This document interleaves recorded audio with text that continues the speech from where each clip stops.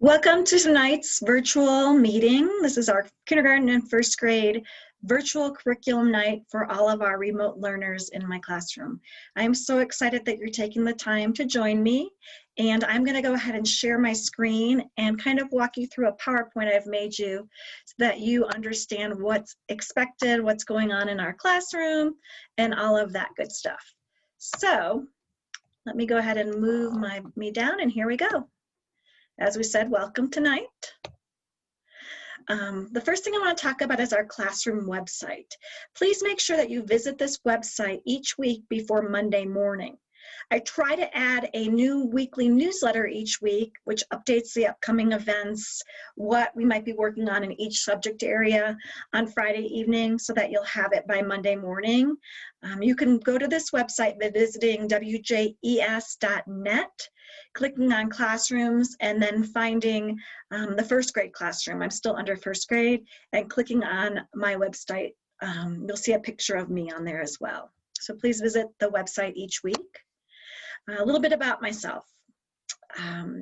This is our Christmas card, our holiday card from last year.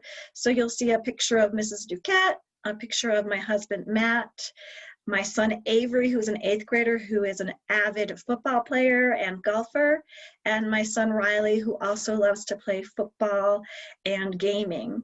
And then on the very bottom is our cat, Miracle. Miracle joined our family Thanksgiving of last year.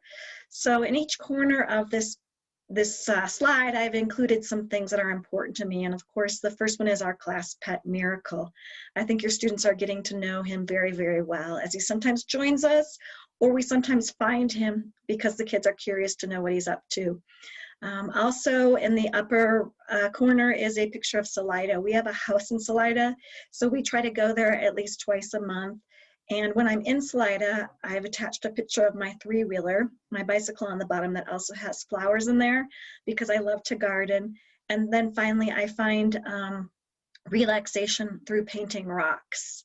So that's a little bit about myself and my family. Riley, my son in the bottom corner, is the 6th grader. So I have an 8th grader and a 6th grader, and a cat, Miracle, and a husband named Matt. Remote learning expectations are our next slideshow, and the families and kids have been really doing well with this.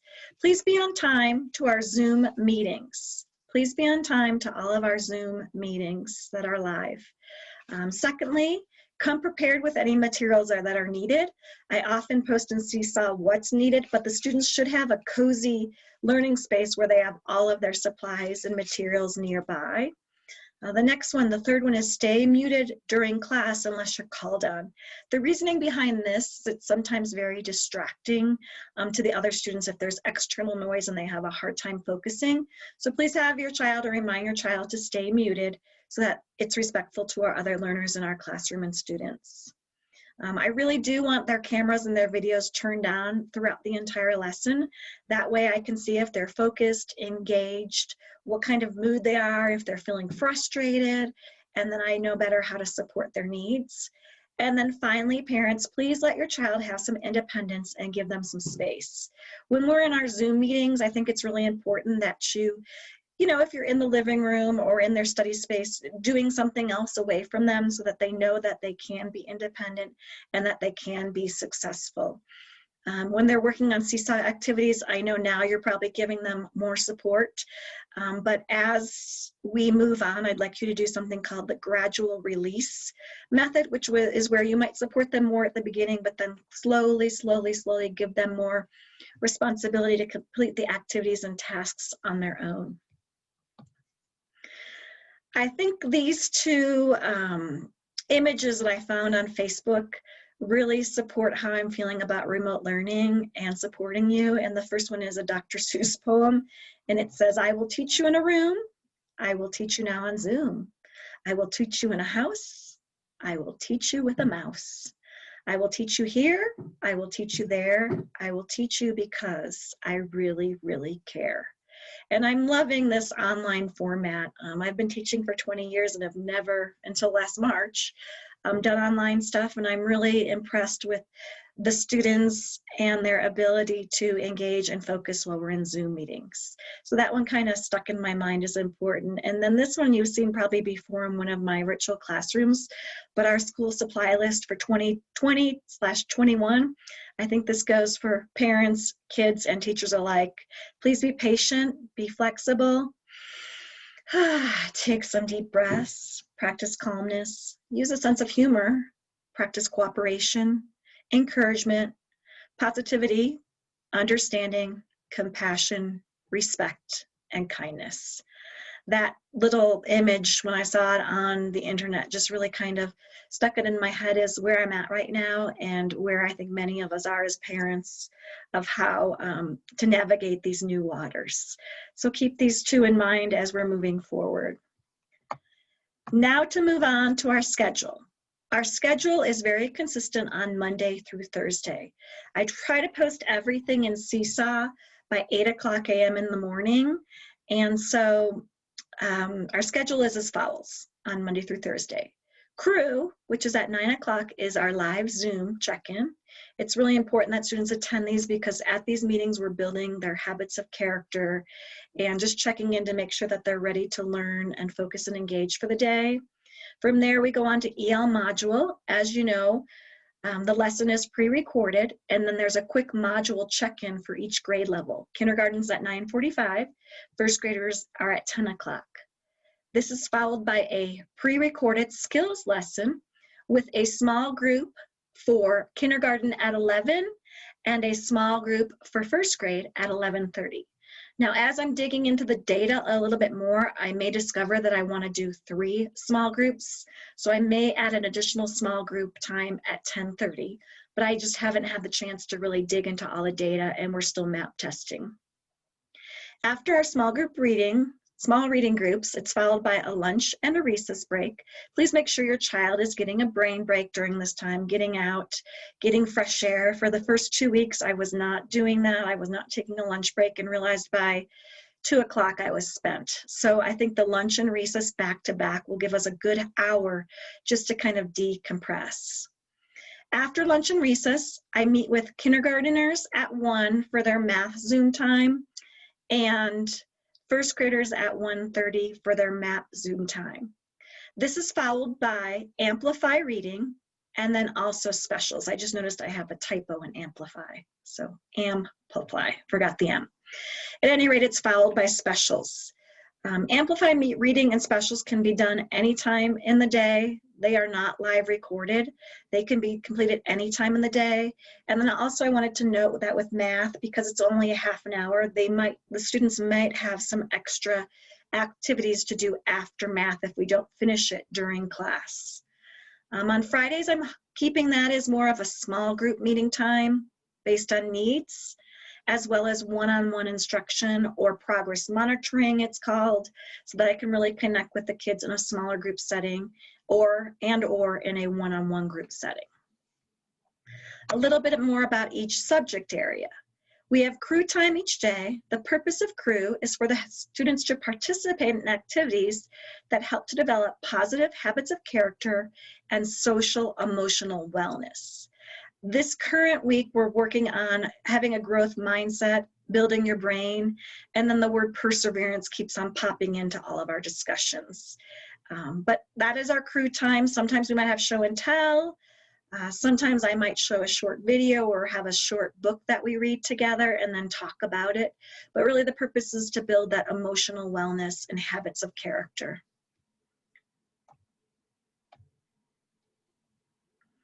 For reading, I skipped one, excuse me.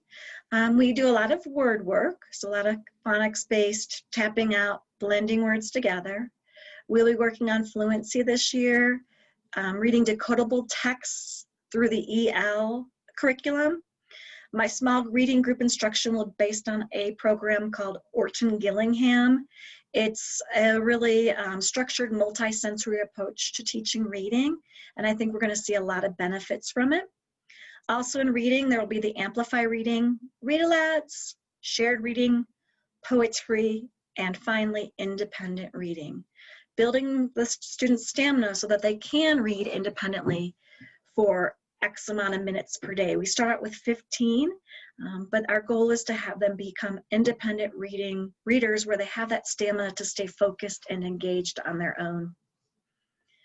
The next slide will highlight writing.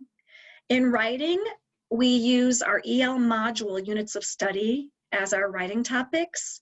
So right now we're currently working on tools.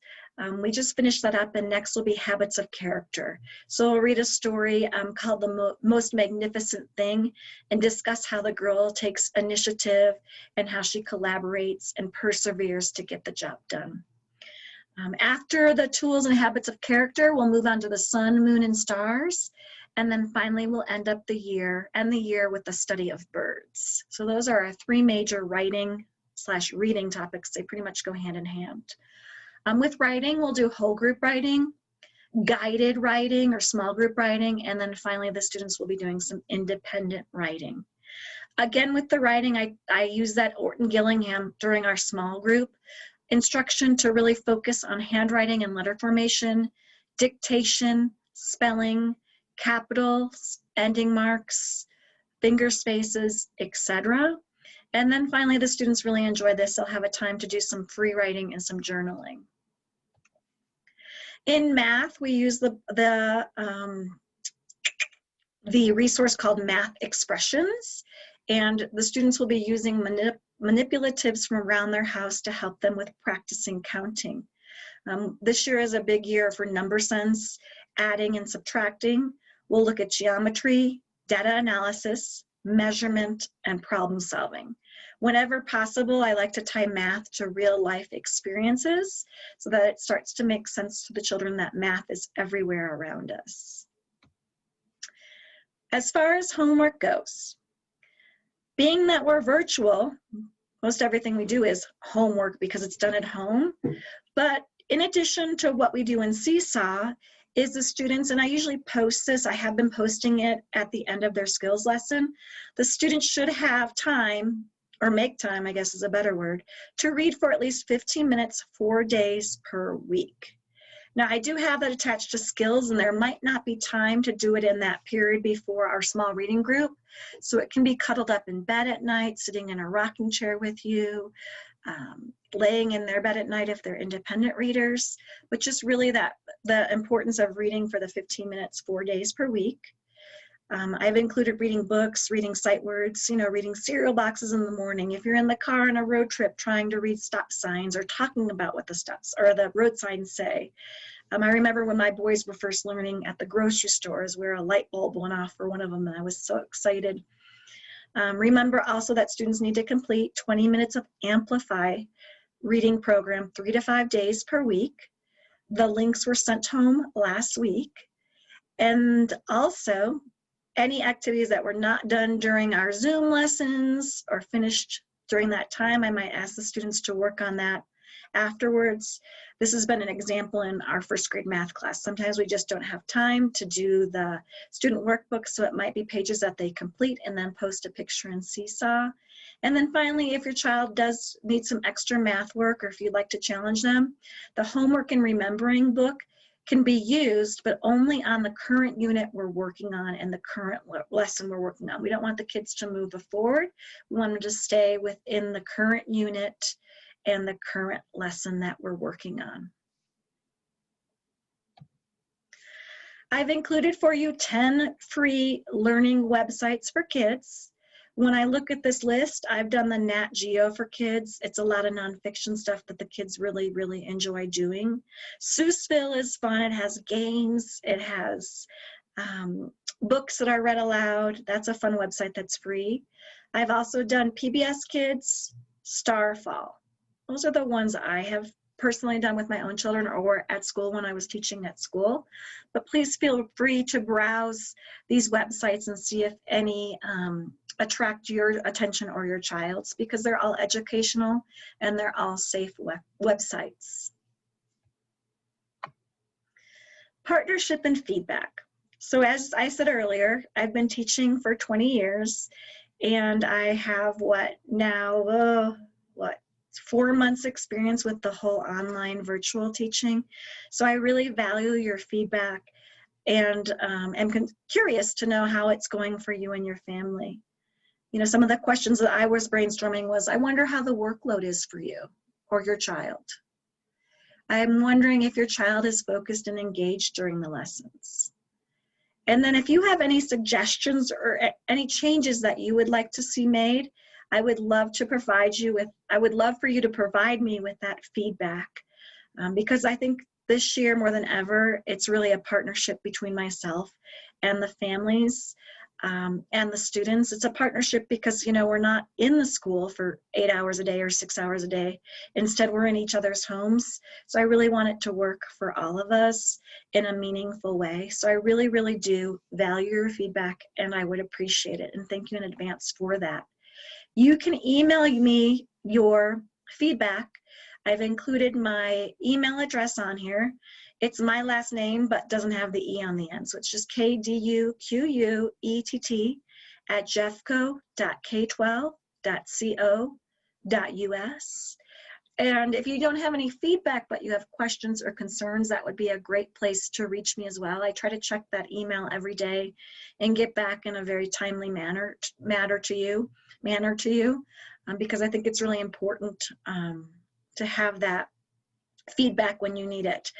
For example, my son, who was in 6th grade, was upset about a grade he received, and we emailed his teacher, and she called him back within, you know, an hour to probably 2 hours, and he went from being upset to beaming because she walked him through it and made him feel so much better about his score.